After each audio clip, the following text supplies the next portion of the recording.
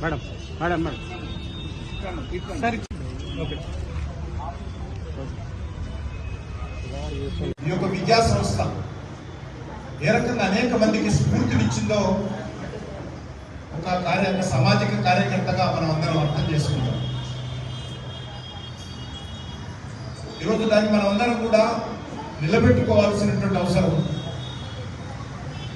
ముఖ్యంగా కుల వివక్షత ఆ రోజు ఉండేది.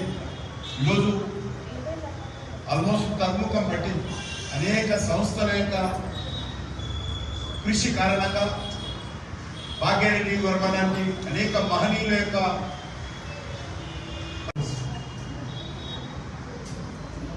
మన హైదరాబాద్ నగరంలో సుమారు 26 విద్యా సంస్థలు ప్రారంభించారు.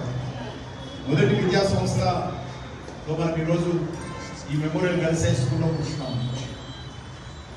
మేడం చెప్తా ఉంది, నేను ఇక్కడ చదువుకునేటప్పుడు సుమారు 800 మంది 1000 మంది ఉండేటువంటి వాళ్ళు.